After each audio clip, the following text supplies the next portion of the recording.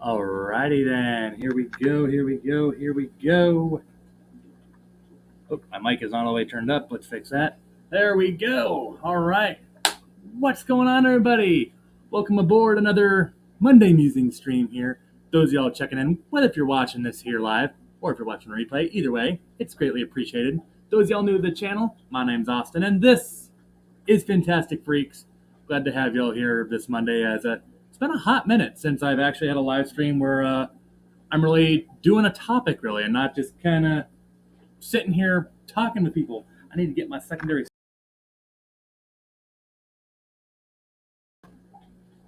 I'm not sure what happened there. Actually, I do. I bumped the mouse. My bad. Oh, well, let's not do that again. But yeah, it's been a hot minute since I've last done a topic here and not just kind of chatted with all y'all. Not that there's anything wrong with that.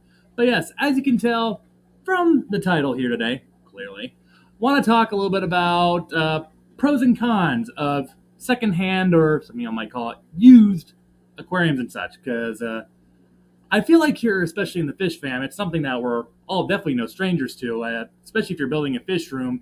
Unless you have a Warren Buffett-like budget, chances are you probably got multiple secondhand aquariums in here. I actually have, that makes up about 90% of my fish room here, including the plywood tank here, because some of y'all know I didn't even build the 510 myself. That was a friend of mine that I know that built that. So a lot of my tanks down here, over 90% of them, I would say, are first or secondhand aquariums. And today, obviously, though, with that, there comes pros and cons. And today, I'm going to talk a little bit about that. But before we do, of course, got to go ahead and say hello to some folks, including Mr. Paul McCarthy. How's it going, Paul? Frequent visitor here on the channel. Always appreciate and happy to see you here, Paul. Hope it's been a good Monday for you, as well as Coro. Good to see you as well, Coro, another frequent visitor. Hope Monday's been treating you well here. Rye Guy, how's it going? Also good to see you. Orchids and Endlers, hey! Right back at you. Good to just here. One of the four awesome moderators here. Liquids and Only Fins. How's it going, Matt? Good to see you, as always, sir. We also got Silver Creek Aquatics in here. Ahoy there, matey! And hello to the chat as well. Yes, as we keep going. Renee is also here. Good to see you as well. Going through the chat here. Hopefully it won't jump on me too much here today. It was pause. But anyway, hopefully it doesn't jump too much. But Jeff, how's it going? Good to see you as always, sir. Lurking while on the drive home. Hey, drive safe, my dude. Drive safe. We also got Whip's World. How's it going, Whip? Hi, y'all beautiful people. Let's get tanked. Hi, y'all beautiful people. Let's get tanked. I feel like that there's some sort of rhythm to that, but I am not the most melodic, so yeah, I'm not going to figure that out.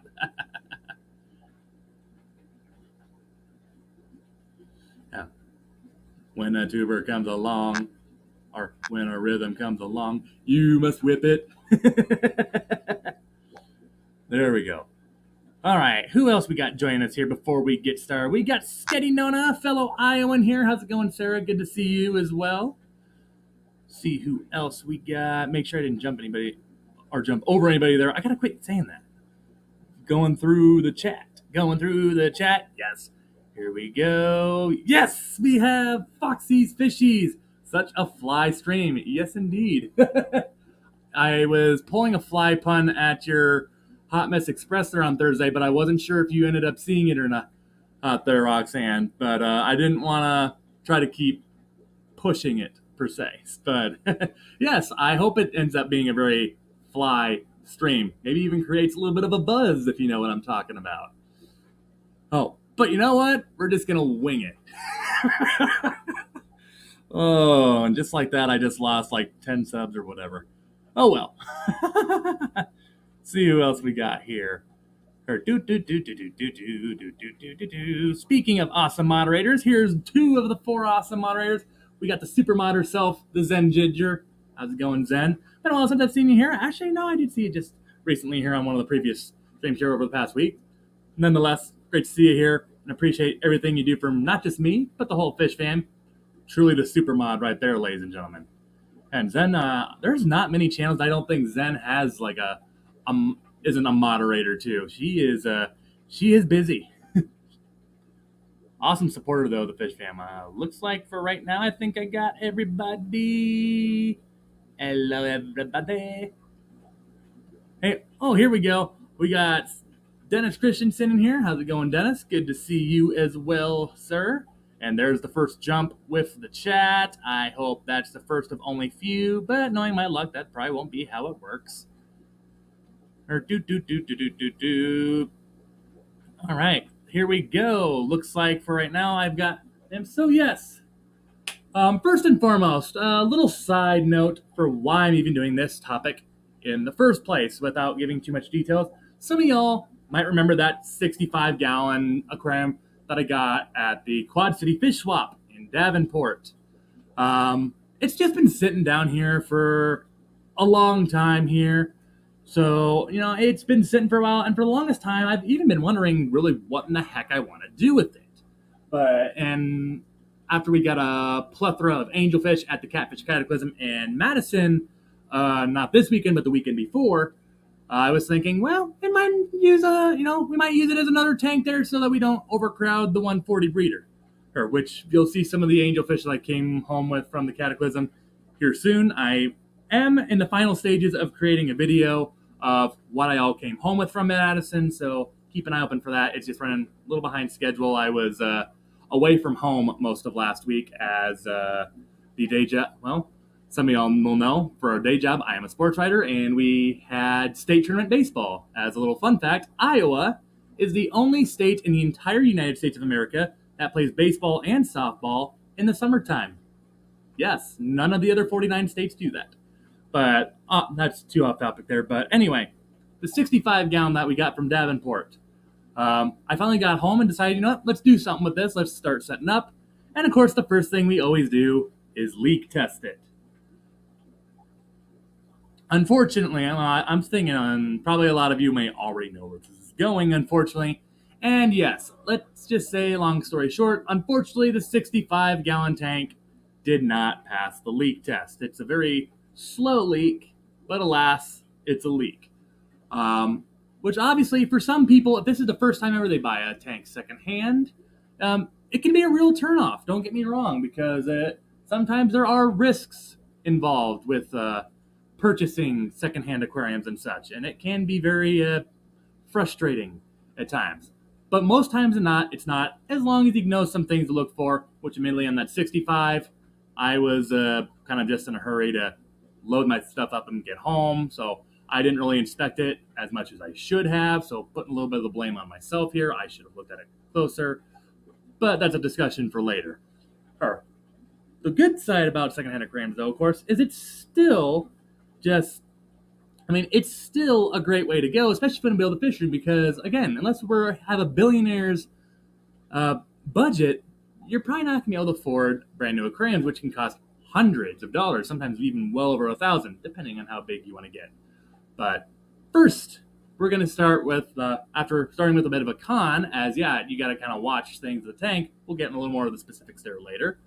One pro of getting secondhand aquariums is, of course, kind of as I was just saying, they tend to cost way, way less than new aquariums, as they should, right? Because, they've already been used, and who knows for how long they've been used, or what they specifically been used. Sometimes the sellers, depending where you go, or if it's Facebook Marketplace, maybe if you go on Craigslist, I don't know how many people still use that, or sometimes even your local fish stores owned by families will even sell secondhand aquariums for you. We have a couple here in the Omaha area that do exactly that.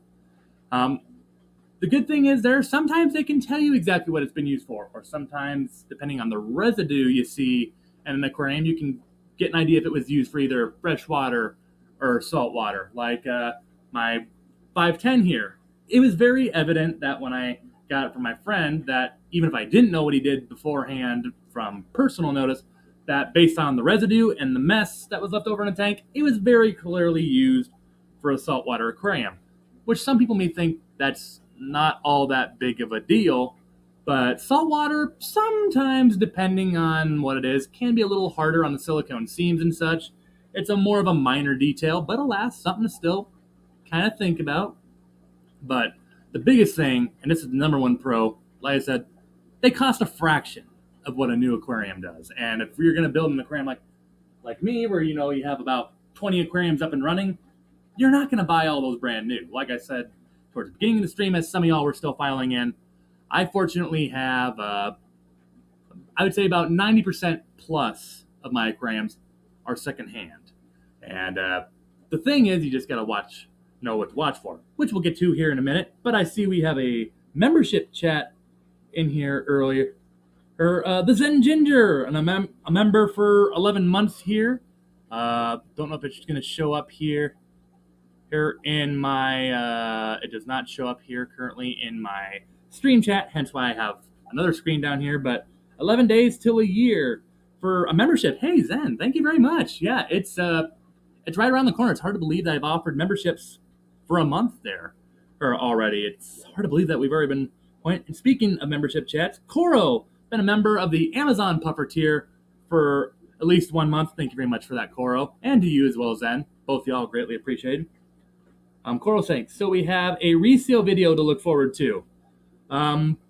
Possibly Coro.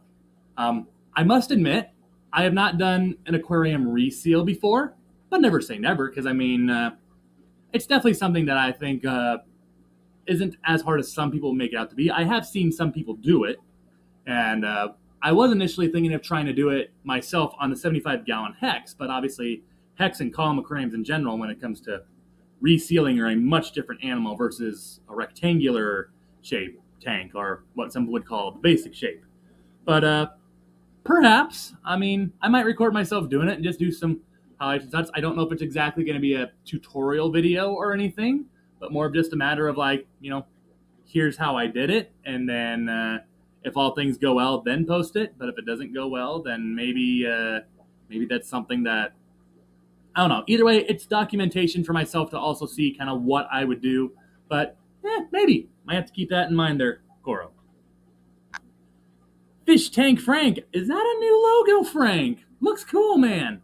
But welcome aboard, saying, hi, Fish Fam. Lost my chocolate cichlid yesterday. Oh, man. So sorry. Banged his head into a rock and stopped eating. Sucks. He was like 7 inches. Frank, I am so sorry to hear that. Yeah, it's sometimes those fish, something just spooks them and they go crazy.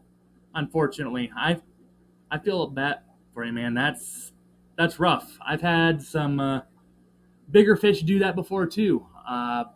Even seen some fish in stores do that too. Yeah, sometimes they just get spooked, and what if it's they just knock themselves out or damage their swim bladder? It's never a good thing. My heart goes out to you, man. That sucks. Yeah, see, that's my thing, Rag. Hey, you're never going to get it down unless you try it. I'm also a very hands-on learner, so that's probably the best way how I would learn it, is just, strip it down. We got really no fish really expecting it that direly need to be put in it, so, yeah, well, we might give it a shot. Peplin Creek, how's it going, Brian? Good evening to you as well. Hope all is well up there in all Wisconsin up there. Collaborations of curiosities. I saw you right as you just said, be right back. Of course I would, right?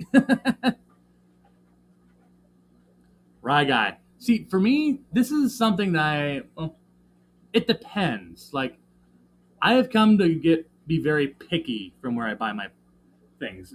So, some things to look out for, because I mentioned that right before I checked chat.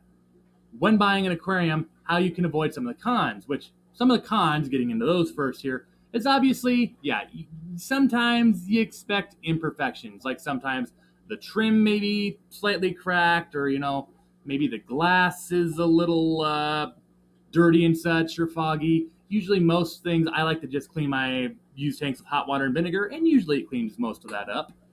But sometimes it doesn't all come off, which can sometimes, be a little irritating. You want a clear picture to see the full beauty of your fish. The other thing is, of course, sometimes just seeing, if it's even going to hold water. There are some signs that can help that out, though. For example, of course, like the seams. If you see, like, bubbling in the silicone and such, or if some of the silicone starting to, unadhere from the glass and all that, that could very likely be a red flag right there by itself. If it's not, a huge aquarium, maybe see, and I know other channels have suggested this too. If even before you buy the secondhand aquarium to kind of even see if, to get rid of the whole does it hold water question, is see if the buyer or the seller rather will go ahead and fill it up with water for you and take a picture, maybe even better yet, a video. I mean, a picture. English is hard for me today. A picture can be worth hundreds of words. A video of that, can be worth thousands, worth even millions of words there. Or especially if they, just say like, nope. If they're talking through it there too, saying like, I see this seam it's holding fine and such, and yeah, if they do that, that's worth a million words versus a photo. But speaking of awesome moderators here, we got Mrs. Freak, the wife, has entered the chat, ladies and gentlemen. Also one of the 3 awesome moderators. I actually have all 4 moderators because Peplin Creek Aquatics, I am so sorry, Brian. I keep forgetting that sometimes until after I say hello to you. So we got all 4 moderators here. Well, rock on. The party's in full swing here now, fantastic fish folk. Oh, no. Now it's all in full swing. We have Stephen P. 2003 Aquatics. How's it going, Stephen? Always good to see you right after doing his, as always, entertaining Wet Your Plant stream. Always love checking that out there and trying to boost up my plant knowledge and other stuff there. So some other cons of the aquariums and such. Or used aquariums and such. Of course, sometimes the supplies that come with it are varied. Hey, but honestly, you can say that's a con with the new aquarium too, because the fact of the matter is, even if you still buy the used aquarium or the secondhand aquarium for a cheaper price, money-wise, you still might come out ahead. But that can also be a pro, because depending on what you are buying the used aquarium for, sometimes lids come with it, sometimes it don't. Or don't. My goodness, guys, I am so sorry. My English is horrible today. Sometimes it does come with things like, lids. Sometimes it'll even come with a filter. Heck, sometimes they'll even give you substrate like gravel or sand and such. And sometimes it doesn't, which can be annoying because, well, that's more money out of your pocket to get it for yourself there later on. But honestly, I don't know if I'd really weigh that as a pro or a con. It's, something to keep in mind. But if you buy a brand new aquarium, unless you're buying like a kit, then sometimes it's nice, you might pay a little bit more. But, with those kits, it is sometimes nice to just get everything in one package. But obviously, when you get a secondhand aquarium, don't always get that luxury. In fact, sometimes you don't even get a stand, which obviously is kind of the biggest thing, because you got to have something sturdy to put your tank on. You can't just put it on a normal table, unless it's a 10-gallon. Then sometimes I wouldn't do it, even put a 10-gallon on a presswood thing myself, but something like that. But of course, the plus side, though, to me, with if your tank does not come with a stand, build your own. All you need is like maybe a half-inch piece of plywood, depending on how heavy the aquarium is, of course, too. And then basically just some 2x4s. The thing that we forget sometimes with these factory stands that come with the brand new aquariums or sometimes even when you do get a stand with your used aquarium, is they're usually just made out of 1x4s or 1x6s. If you build a stand out of 2x4s, I can promise y'all that thing is going to be way stronger than anything you'll buy at PetSmart, anything that you'll buy at any national chain really, or even probably most of the family-owned fish stores as well. And stands are, in my opinion at least, very, very easy to make. I need to make a video showing y'all just how I build them. They're so simple too. Like, all you need is 2x4s, like at least, I like to give at least a half-inch thick piece of plywood of some sort, and just put some screws in there and such, wood glue too if you want to take a little extra step, and that's all you need. Silver Creek, I'm right there with you. I don't trust pressed wood to handle water at all. I will admit there is one stand that I have down here that is pressed wood, but I also, it only does so much affirmative action, but I put I I soaked that son of a gun with so much polyurethane and also painted it just to give it at least some resistance. But even then, it doesn't do a whole heck of a lot to help that out there. But I'm right there with you. Metal stands are another thing, Coro. Yes, I mean, metal stands obviously are stronger than most wood anyway, but I always like, Coro says, I like the industrial looking metal stands, even though they're overpriced, they match our furniture, and that's worth a lot to my partner. Hey, I mean, absolutely. I mean, the thing about me here too is stand wise, I don't really mind much how it looks. As long as it doesn't look like it's about to drop the tank, then I'm all right with it. But so yeah, I can't understand the metal stands too, because I mean, especially compared to a lot of wood stands, yeah, those things tend to be stronger. All right, going through here, Nathan. Don't think I said hi to you earlier. How's it going, Nathan? Hope you're doing well. And see, this is exactly why with your secondhand aquariums, why I say it's a plus to build your own, because I like also being able to see how something was constructed and engineered, and being able to see the skeleton of something that was built. That shows true skill over hiding all the flaws. With fascinating, absolutely, absolutely. Huh. I had my notes here for my piece here, and it just suddenly closed on me. But we'll get to that here. Second. One another con I will say sometime. Actually, not even a con, but something to watch out for, because obviously, as I said earlier, when you purchase it from whatever, if you're going on Craigslist, or I know Facebook Marketplace is a very popular one, because let's be honest, there's all sorts of fish rehoming groups, and I mean, Marketplace, like I said earlier, you can find that on there. Shoot, sometimes I even see stuff on Twitter. It's very, very rare to see it on Twitter, but you can see stuff on there. It's a red flag right away, of course, as I said earlier, if the person is unwilling to fill it up. I mean, here's the thing. If it's a 200 plus gallon tank, which I didn't mention this earlier, then you got to also understand, I mean, for example, like my 240 gallon tank back there that has all the rainbows and such, I mean, it took me about a half hour plus to fill that up. So also keep that in mind there too. But I would say the tank range, if it's somewhere anywhere around, say maybe 40 gallons to maybe 90 to 125, depending on the person here, or then maybe see if they can at least get it half full here. Because if not always, but if you can get it half full to 3/4 full here or something, then usually that's a pretty good sign of if there's a problem with leakage or the seams or such, and if it's not leaking there or such there, and maybe you have them keep the water in there until you get out, and you tell them, hey, you fill it up, I'll help you drain it, and then I'll move it out, which I have also done before here on past aquarium purchases. Actually, our most recent one being a 210 gallon aquarium, and let me tell you, that was quite a workout. But it's a quick way to also see if the tank does its job there, and especially when you get the tank for a fraction of the price. Like I said, it's not a bad deal. I mean, pay a little bit extra in work, save a little extra in the pocketbook. Fish Fam Link, appreciate you. If you're having a good time, do not forget to hit that like button, Fish Fam. Appreciate it. Hopefully you have a good time there. I try to every once in a while just give these occasional topics, even though I know that we don't go as in depth with others. I just kind of try to go over the main idea personally. But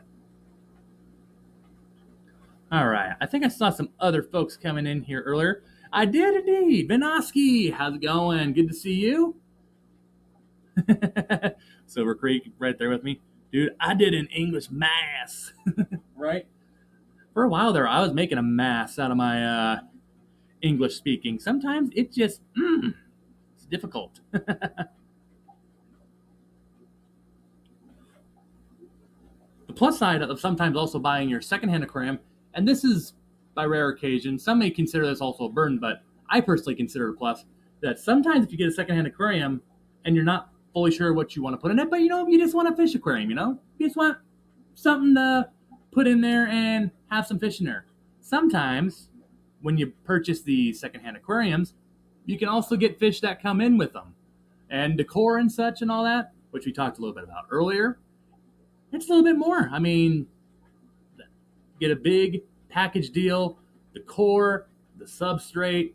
I mean, if you don't like the substrate, you can always get something else there because, I mean, as I've said before, don't just, I mean, I personally always recommend don't go and, spend 40 whatever dollars at PetSmart or whatever to get that, cichlid sand. Just go to your Home Depot, get yourself some pool filter sand, pay $8, $9, $10 for that. Or if you want to go even lower, place sand sometimes it's $4. And I'm like those ones at fish stores, you don't get 20-pound bags, you get 50. So more than twice the amount there.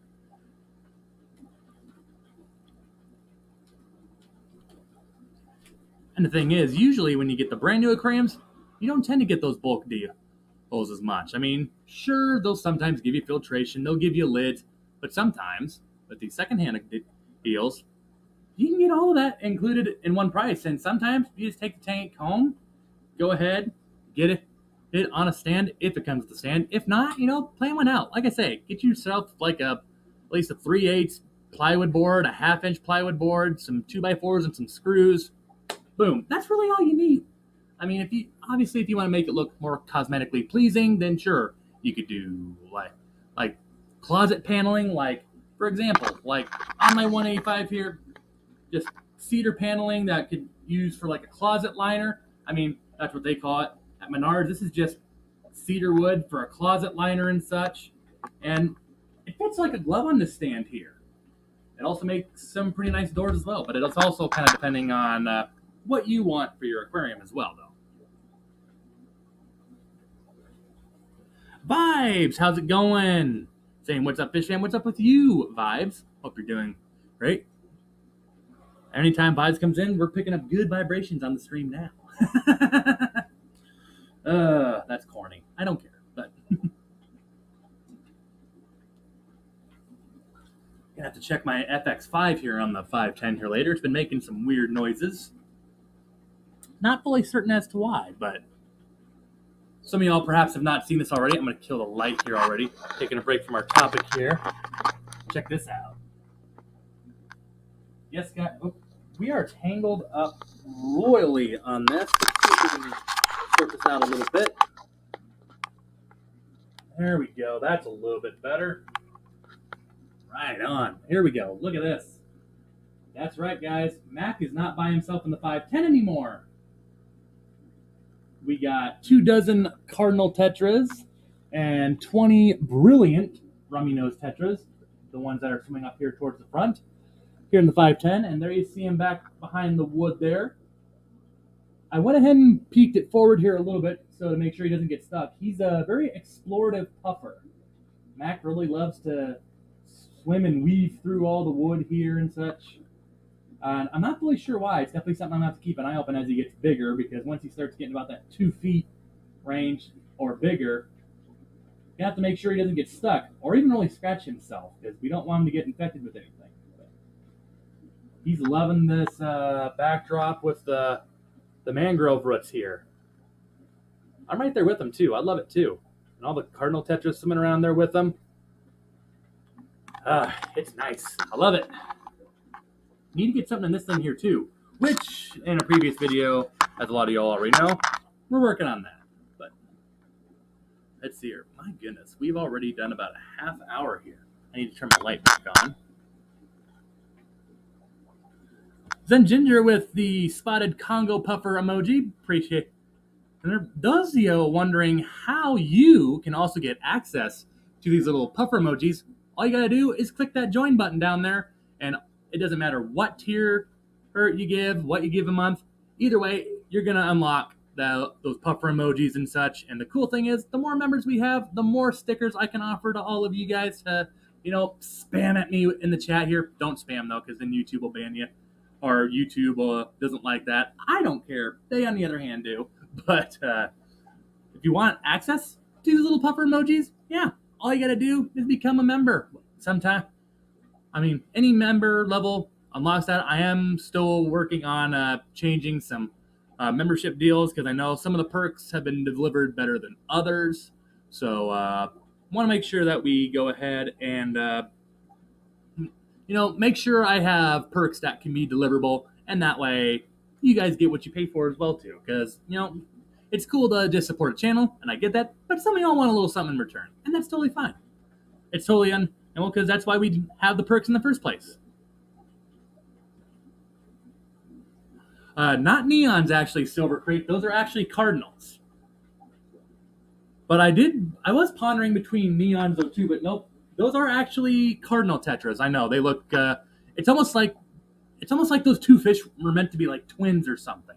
Because I mean, it's just something about their blue stripe on the bottom there, or that it just it stops at like their head level there, versus the cardinal tetras, where it goes all the way through. It doesn't seem like much of a difference, especially from a distance, like this.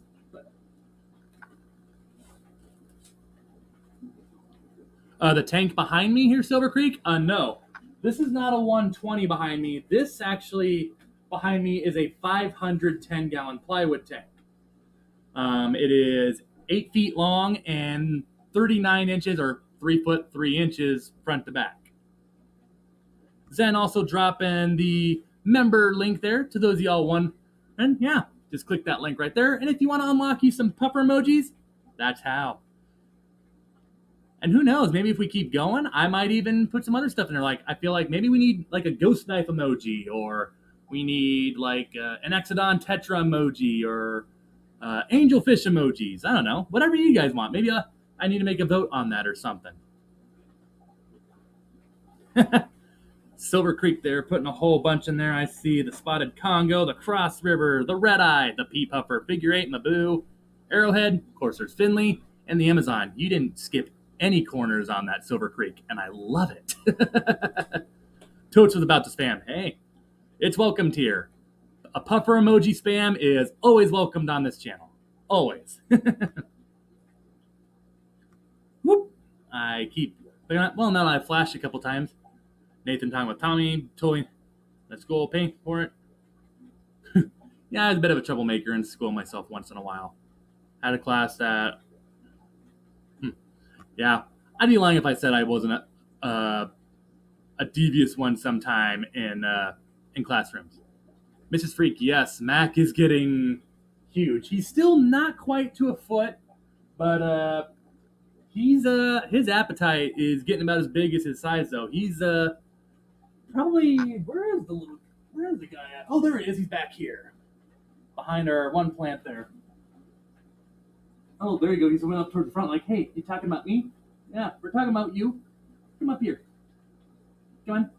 Mac the Maboo, come on down. You're the next contestant on Monday Musings. Something like that. You know what?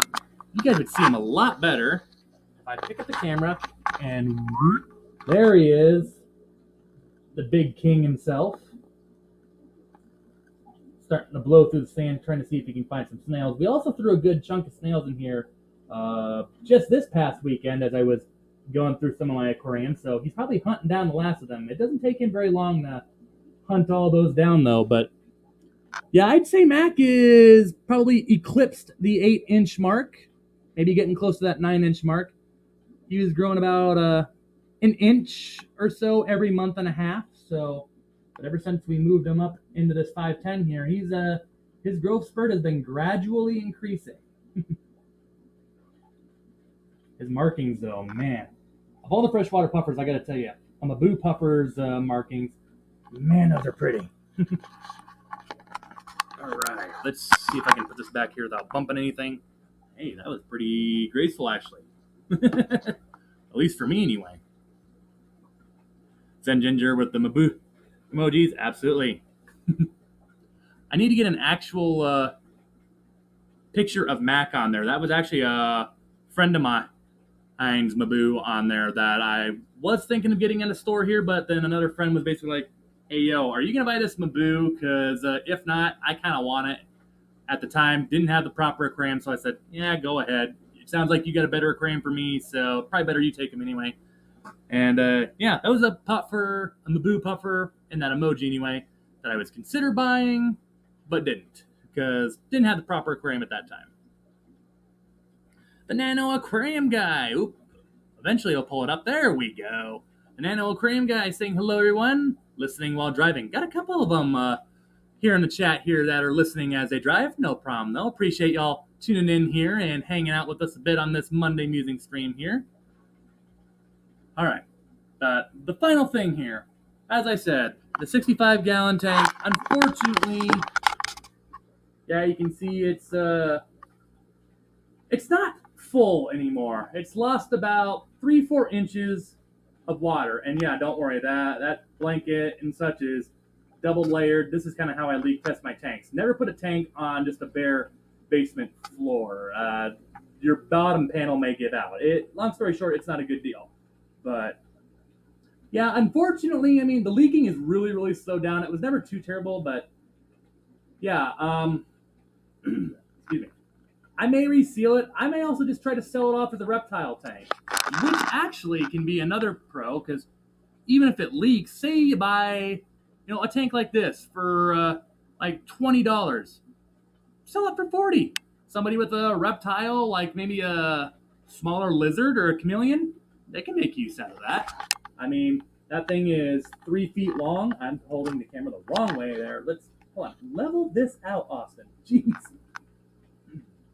There we go. I mean, that thing is 3 feet long, 18 inches front to back there. I mean, yeah, you can still hold, you're not going to hold boa in there, but, you can hold some semi-decent to medium-sized reptiles in there. So that's another plus side if you get a used aquarium. If they're selling it for dirt cheap just because they're like, hey, look, because some sellers will be upfront and honest with you that, hey, it leaks. Unfortunately, the folks I bought this from in Davenport were not so open and honest about it, which is a little frustrating. But, they know who they are. I'll remember that, especially since they want to keep saying that, hey, it's a good tank. Because unfortunately, yeah, sometimes you do run the folks, but I'm not going to go too deep into that because I don't like to start wars. But that's the plus side. Even if it does leak, I mean, if it has a crack, that's a different story. If it has a crack in general, then I'm definitely not going to buy it, because then there's no shot in heck that you can even use it for a fish tank. And you'd have to buy a whole brand new panel, which is way more expensive than buying silicone to do a reseal.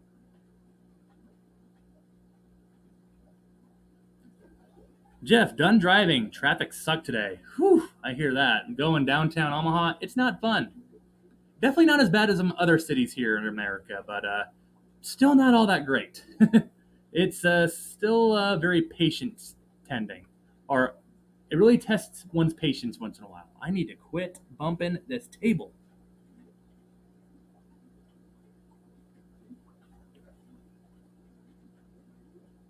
Oh, Silver Creek, I missed you earlier. The empty tank I showed, is it a 120?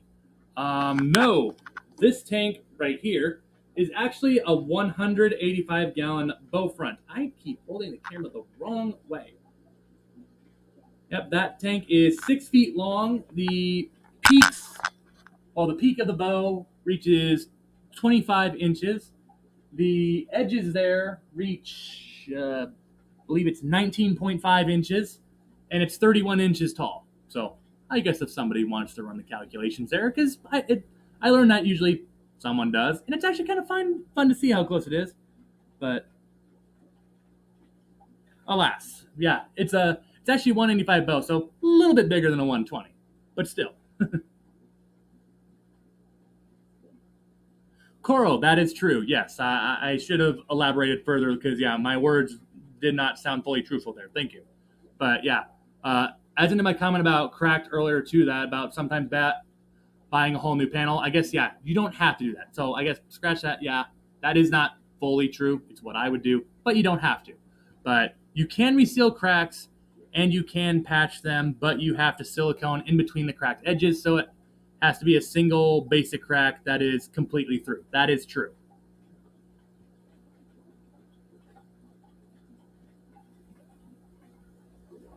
All right, make sure I'm not missing any super chats or anything or other membership chats. That's the whole reason why I have my other one open here, because I want to make sure that I don't forget any of those. StreamYard does not show that stuff for some reason, but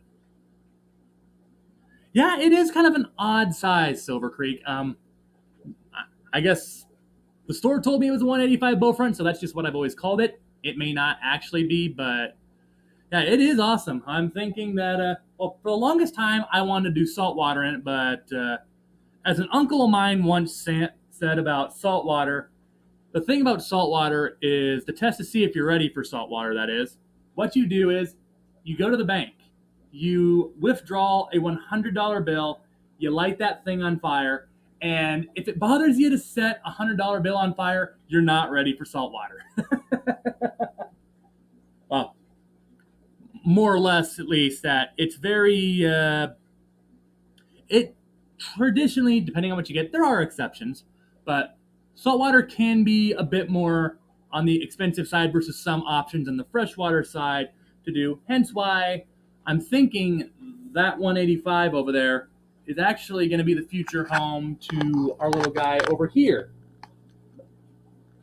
Our Bumblebee Oscar, who's already grown a couple inches since the Des Moines swap earlier. And I think we'll be okay for about another month or two in here with him yet. But after that, it might start to get a little bit cramped. He'd probably be fine after a couple months here even yet too. But I don't know, if I can get him out sooner, let's get him out of there sooner and, into the bigger tank to where he can, have his growth spurt, reach his full glory and, do his thing. And, hopefully even get another Oscar in there.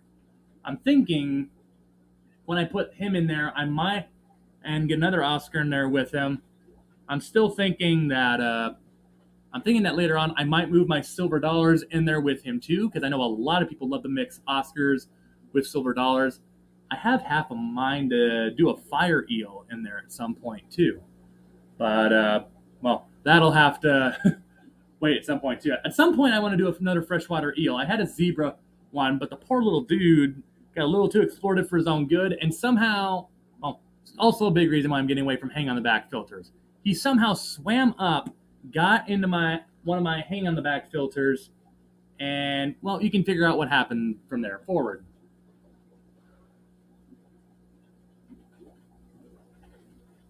That's actually what I suspect it was used for earlier too, Silver Creek, because I mean, looking at some of the residue left in the tank, I mean, well, it was 100% used as a saltwater tank, but I thought about using it as a saltwater tank here, and someday I probably still will.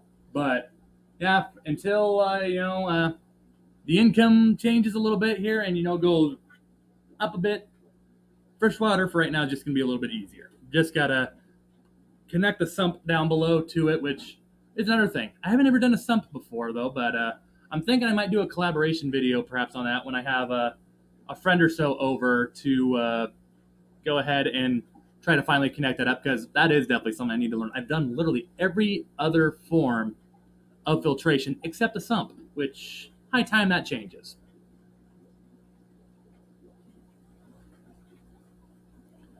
New local Austin. Oop, and the chat jumped on me right as I was about to click on you. New local Austin. Saudi Patches is also a great band name. Good evening. Good evening to you, NLA, New local Austin. Good to see you. And 100% agree. Absolutely.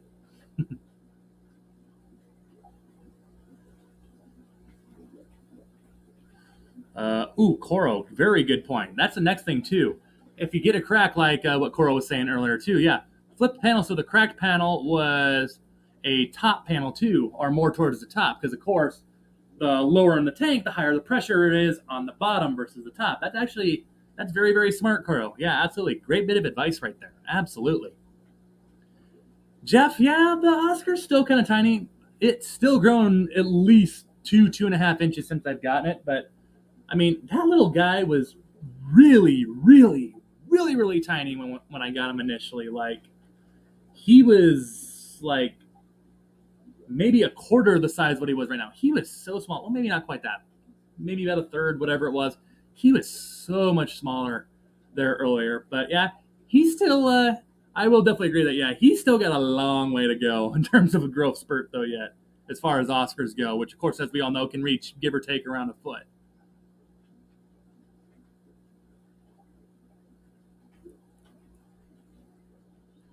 Have I considered doing a live when I reseal the tank?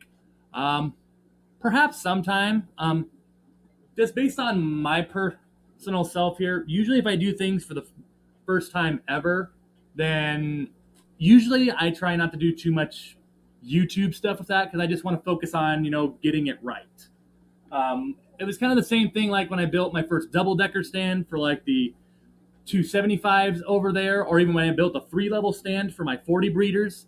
Um, I didn't really do much of a YouTube thing to it because I just really wanted to focus on making sure that it was solid and it was going to do what it needed to do. Um, for the first time, at least, resealing a tank, that's probably what I will. I'm thinking, at least for the first time I reseal a tank, I don't think I'm probably going to do too much of a YouTube aspect with it. I'm probably going to mostly just focus on trying to get it right so that I figure out, like, okay, this is how you do it.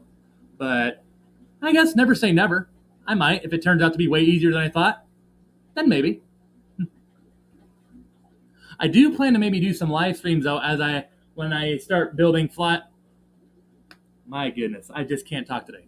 I do intend, though, to do some live streams, though, once I get around to building Finley's plywood tank, though, over there in the corner. But obviously, that tank has got to move first.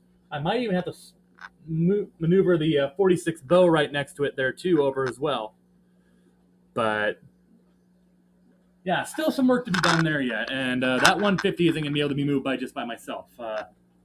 I like to think that I'm not the weakest person in the world, but I sure as hell ain't the strongest one either. I don't know how Joey or King of DIY moves 120s all by himself. I've actually seen. I've also seen him like move. I think he moved a 180 all by himself too. I don't know how that man does it. But I mean, I don't care what kind of things you have to connect to it and such. There's no way I could do that. A 180 by myself, no shot.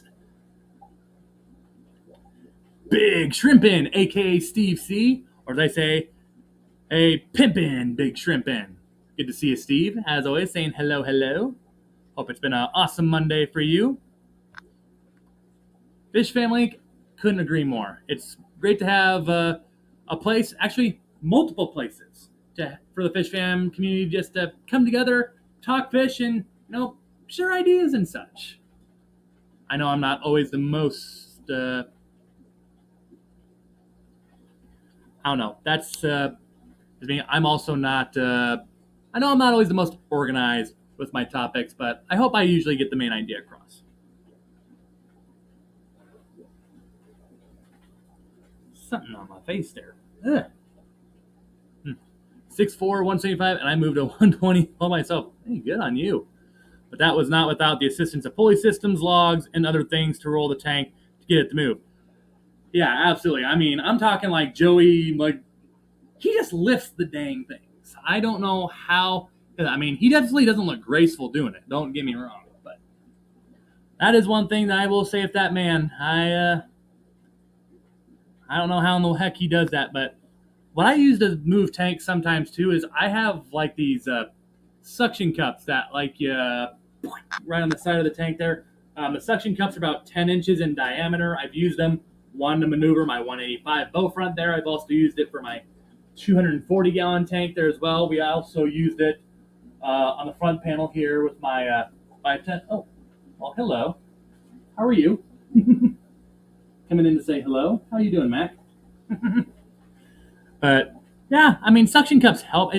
They mostly just help to get a grip on it. They don't really help the lifting part. But yeah, I mean, pulley systems and all that. Yeah, they are great. They definitely help. Or in this 510's case, okay, so short story time. I'm not going too deep in detail, but I mean, the main way me, my brother-in-law, and father got this tank up about 2.5 feet off the ground and pushed it on to the metal stand down here below. We actually used car and tractor jacks. I just totally jacked up the whole orientation of my camera. There we go.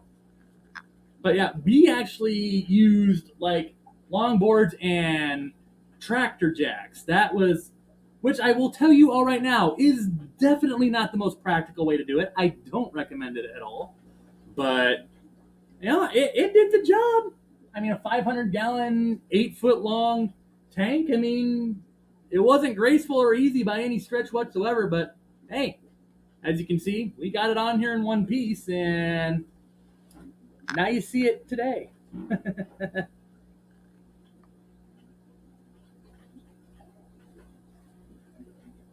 What is this in front of me? Get that little advertisement out of here.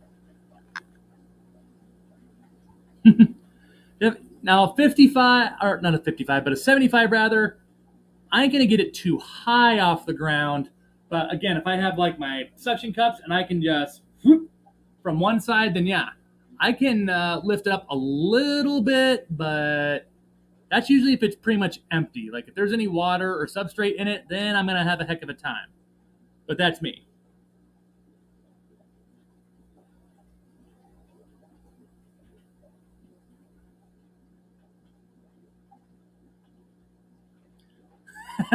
So, Rick, pulling some redneck ingenuity. I mean, sometimes you get these big tanks in the position where you need them to be. Sometimes, yeah, you just got to get a little creative. Like, if you would have asked me if I mean, I'll also make it very clear. Getting this thing up on the stand here using tractor jacks and a car jack was not my idea. That is my father's former farm boy talking because he was the son of a farmer for a long, long time. I know, most Iowan thing ever, right? But I mean, again, though, it worked. I mean, you think about it; those tractors weigh tons. So I mean, this thing, I mean, weighing about, I'd say about 300 to somewhere between 300 to 400 pounds, totally empty and such. I mean, maybe it might be a little bit more, but either way, I mean, if it can hold this a few 100 pounds, I mean, if it holds tons of weight with the tractor, it can definitely take a few 100 pounds with a plywood aquarium. So we weren't too worried about it. It was just a matter of keeping things level and just getting it on there, which was half the battle. That is true. I mean, 6'4" sometimes does have its perks. It doesn't always help when trying to watch out for your back, but it does sometimes have its perks.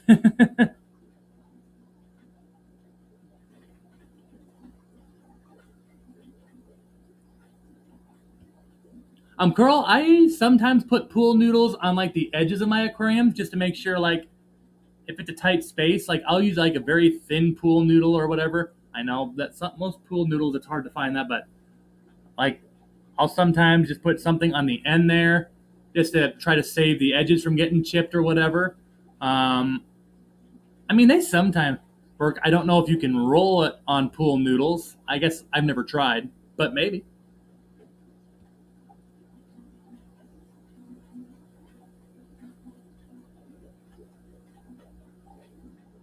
Let's see. Wow, it is already 6 o'clock here. I'm not sure. Are the metalheads going live? Zen or I don't know if Peplin or Matt is still here. If the metalheads are going live here, usually they go at about 10 after.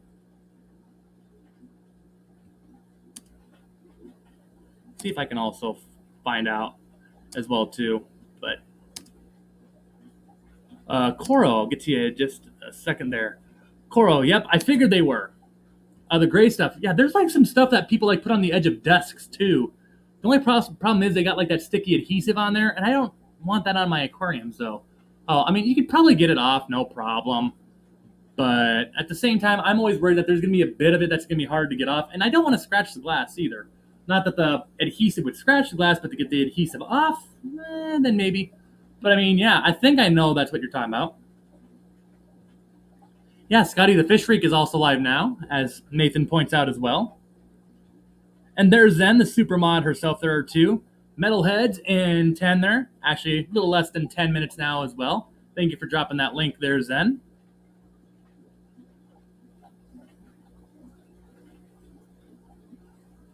Great stuff. Oh, okay, I think I know what you're talking about. Yeah, the pipe insulation by not even in Texas had to replace water line I had after the snowpocalypse.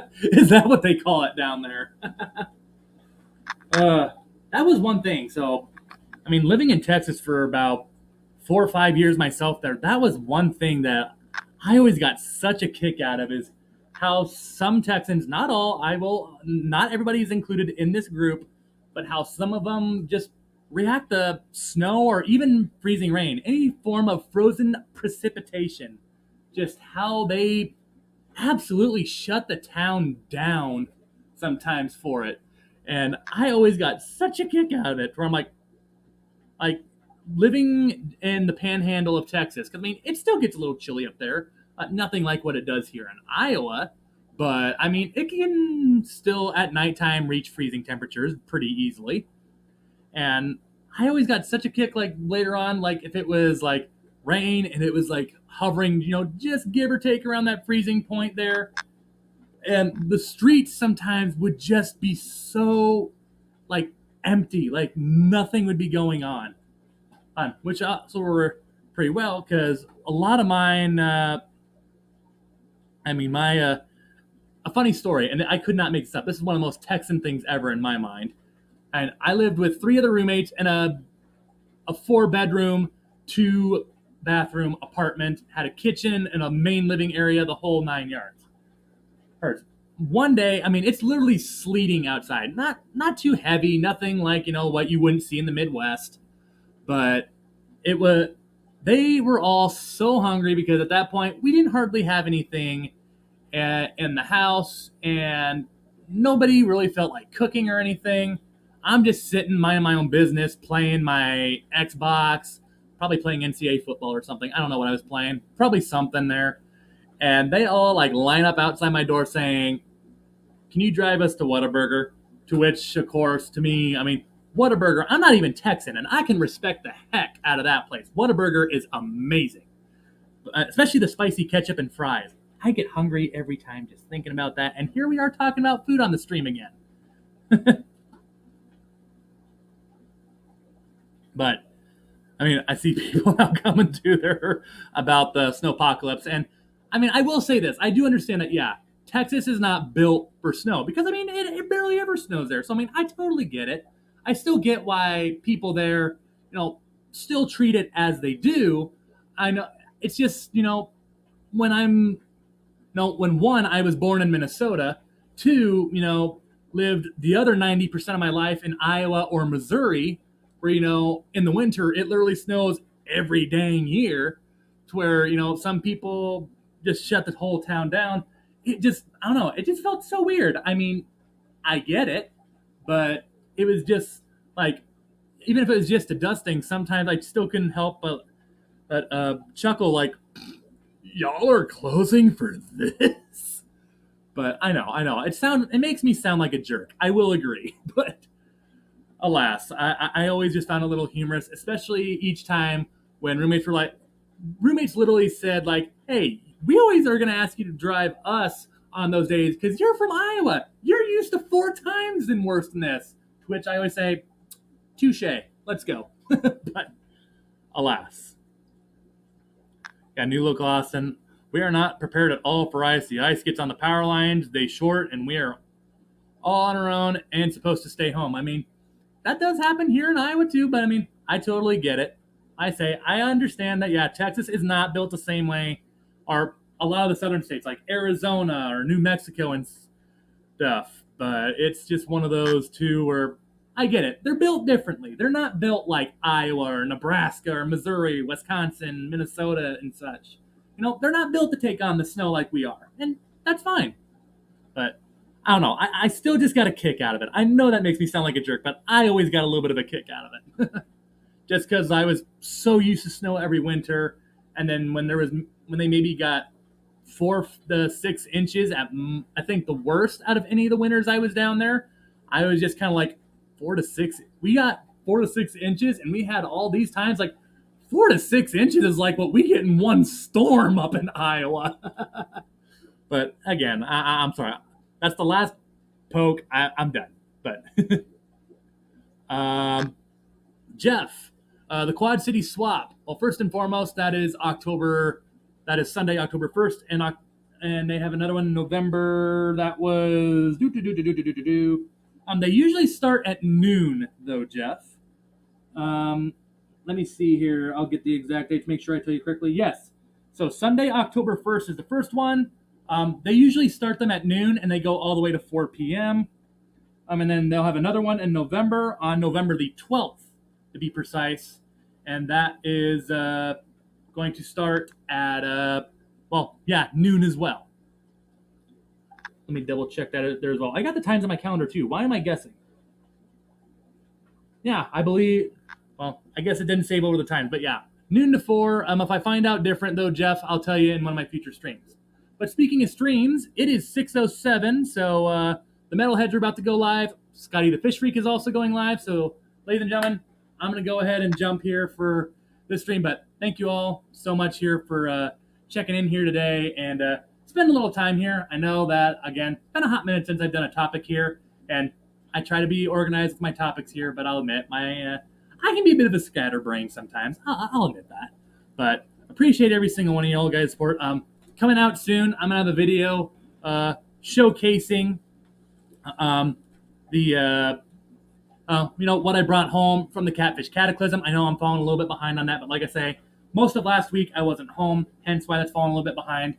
I'm going to get that video out here this week. I'm going to try to have that out by Wednesday at latest and see if maybe we can even get maybe some other content out there as well there. Because like I say, do need to do an updated fish room tour here because it's been a hot minute since I've done it. Over a year and a half, I believe. So that's going to come up here. But if somebody can also go ahead and drop the Peplin or Zen if you're still here, if you could drop the link to the Metalheads one more time there. Or even Scotty the Fish Freak too if you're feeling ambitious. But guys, appreciate all the support. Appreciate y'all coming in here, saying hello, hanging out as we did this. As always, I will see you all in the next video, Fish Fam. As always, ladies and gentlemen, stay fantastic. I'll see y'all later.